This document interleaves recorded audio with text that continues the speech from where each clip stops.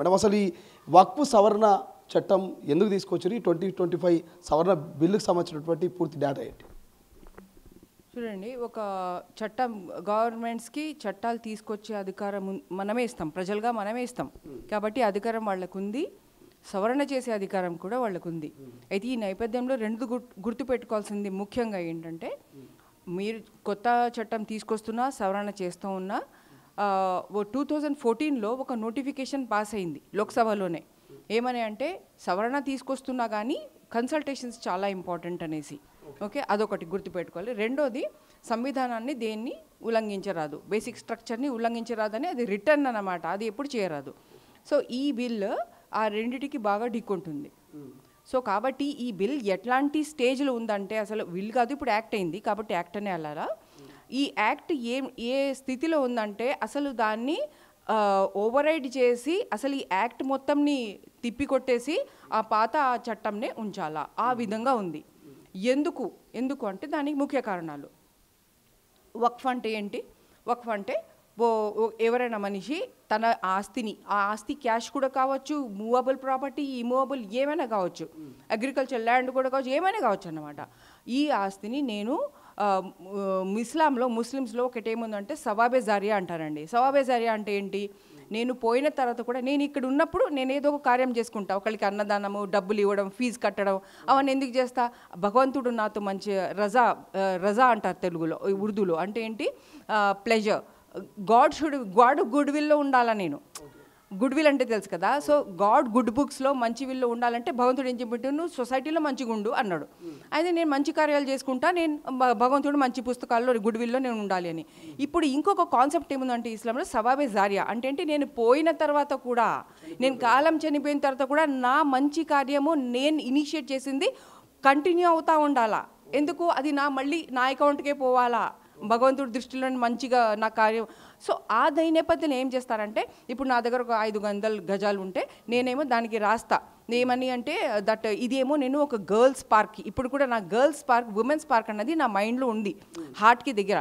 So నేను పోతే రాస్తూ వచ్చే అధికారం నాకు ఉంది. అది ఏం రాస్తానంటే, ఇది ఉమెన్కి గర్ల్స్కి మాత్రమే ఇది వాళ్ళకి పార్క్గా మొత్తం ట్రీస్తో ఉండాలా అని రాసిపోతాను. ఉన్నప్పుడే స్థాపించేసి పోతున్నప్పుడు కూడా దానికి వక్ఫ్ చేసిపోతారు. సో ఇప్పుడు ఏంటంటే వక్ఫ్ అనగానే అరబిక్ వర్డ్ ఏంటి అంటే ఆగిపోతుంది. వక్ఫ్ అన్నమాట, కిఫ్ నుంచి వస్తుంది. కిఫ్ అంటే ఏంటి? స్టాప్. ఏం స్టాప్ అయింది అక్కడ? ఇన్హెరిటెన్స్ స్టాప్ అయిపోయింది. అంటే నేను చచ్చిపోయాక ఖురాన్లో ఏదైతే రాసుందో సిస్టర్స్, బ్రదర్స్, ఉమెన్కి, మెన్కి ఎంతెంత వెళ్ళా అది ఆగిపోతుంది. దాని తర్వాత చట్టం ప్రకారం ఏం గుర్తించారు? ఇప్పుడు ఇక్కడ సంవిధానం వస్తుంది. సంవిధానం ఏమన్నది? ఎవరెవరు ఇండియాలో చాలా మతాల వాళ్ళు ఉన్నారు కాబట్టి ఎవరి మతంలో ఏమైనా ఉంటే అది పబ్లిక్ ఆర్డర్కి, మొరాలిటీ, డీసెన్సీకి భంగం కలిగించకపోతే వాళ్ళది వాళ్ళు చేసుకోవచ్చు, వాళ్ళు మేనేజ్ చేసుకోవచ్చు, వాళ్ళు ప్రొపగండా ఇవన్నీ చేసుకోవచ్చు అని సంవిధానం ఇచ్చింది. బేసిక్ అది ఆ కండిషన్స్ అది పెట్టేసి. అయితే ఇది అందులోకి వస్తుంది. అంటే ఇస్లాం పరంగా మనకు అది ఉంది. దాని తర్వాత చట్టం కూడా, సంవిధానం ఏమన్నది? అవును, ఎస్, ముస్లిమ్స్ అది పెట్టుకోవచ్చు అని చెప్పి ఉంది. వక్ఫ్ అన్నది ఇప్పుడు హిందూయిజంలో ఉన్నది కాదు, క్రిస్టియన్లు కాదు, జైనిజం కాదు. ఇది వక్ఫ్ అన్నది ఏదో ముస్లిమ్స్ది. సో కాబట్టి సంవిధానం పరంగా చేసుకోవచ్చు. అంటే అప్పుడు ప్రభుత్వాలు ఏం తీసుకొచ్చాయి? అలనాటి ప్రభుత్వాలు 1954లో ఎప్పుడైతే యాక్ట్ వచ్చిందో, వక్ఫ్ ఏదైతే ప్రాపర్టీస్ ఉన్నాయో ముస్లిమ్స్, వాళ్ళ మేనేజ్మెంట్లో ఎక్కడ తప్పులు జరగకూడదు, వాళ్ళ మేనేజ్మెంట్ సంవిధానం పరంగా ఉండాలా అని చెప్పి అప్పుడు చట్టం వచ్చింది.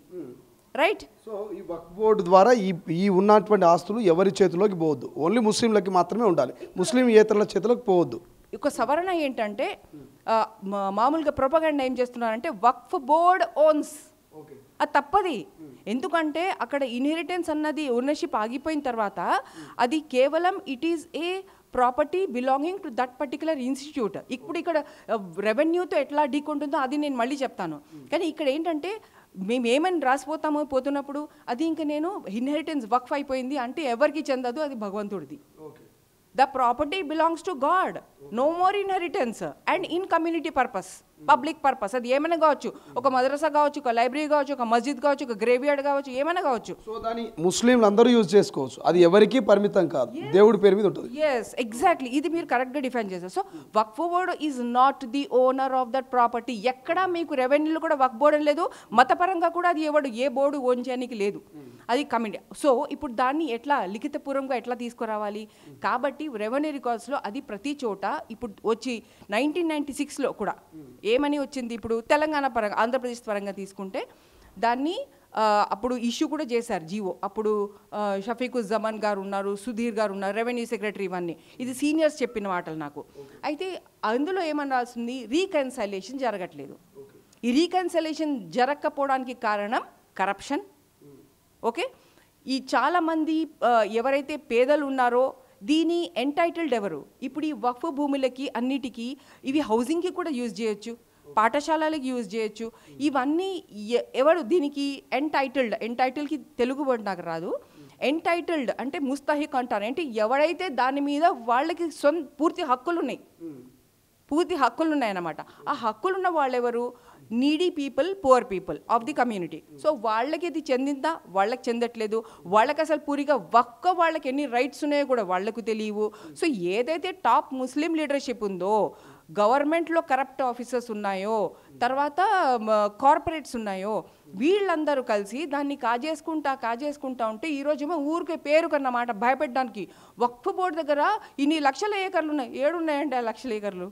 సో ఇప్పుడు నేను ఒక ఉదాహరణతో చెప్తాను. నేను ఇప్పుడు లిటరసీ డ్రైవ్స్ చేస్తుంటా, ఏంటి అందరు చదువుకోలేదు. సో అట్లా ఆసిఫ్ నగర్లో నేను లిటరసీ డ్రైవ్స్ చేస్తున్నప్పుడు ఇళ్ళకి వెళ్తాను అన్నమాట. ఆ 1 రూమ్ 2 రూమ్ హౌసెస్ ఉంటాయి కదా, వాళ్ళ మధ్యకి వెళ్ళి నీ ఫ్యామిలీలో ఎంతమంది చదివారు, ఎంతమంది చదవలేదు, డ్రాప్ అవుట్ అయితే ఓపెన్ స్కూల్ లేకపోతే ప్రైవేట్ స్కూల్ మ్యాన్లో అవన్నీ చేస్తూ ఉంటాం. అది చేస్తున్న నేపథ్యంలో ఒక ఇంటి దగ్గరికి వెళ్తే మరి ఇంటి ఎంత ఉంది, మీకు అప్పులు ఉన్నాయి, అవన్నీ కుండలీస్తా అన్నమాట. ఎందుకంటే ఇంటర్వ్యూన్ చేయొచ్చు, ఎక్కడ చేయొచ్చు, చేస్తామన్నమాట. సో ఇంటర్వ్యూ చేసినప్పుడు వాళ్ళు అన్నారు, లేదు మేడం మాకు ఇంటికి అద్దె లేదు. అట్లా ఎవడు కొడుతున్నాడు అదే అన్న పేదలు వాళ్ళు. అయితే లేదా మేడం ఇది నాకు ఏదో వక్ఫ్లో వచ్చిందంట, ఆమెకు తెలియదు పూర్తిగా వక్ఫ్ ఏమి. వక్ఫ్ అంటే ముస్లింలో ఉన్న పేదోళ్ళకి ఏం తెలియదు, అసలు అర్థమే తెలియదు, వాళ్ళకి ఎక్కువ తెలియదండి. Nobody nose. లేకపోతే ఇప్పటికి స్ట్రీట్స్ మీద అరే మాది హక్కు ఉంది, దాన్ని ఎవరు కాజేస్తున్నారంటే వాళ్ళు అసలు రోడ్ల మీద ఉండాలా. ఎవడున్నాడు?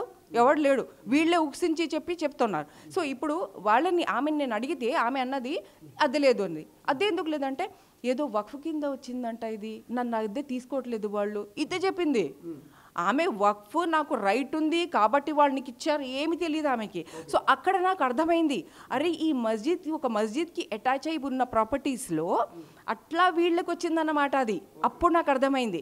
నాకు ఎక్కువ టైం లేకుండేకి ఏ మస్జిద్కి ఇంత ఉంది, అందరికీ సరిగ్గా వెళ్ళిందా, లేకపోతే కిరాయి కాజుతున్నారా, లేకపోతే కిరాయి తీసుకోవట్లేదా.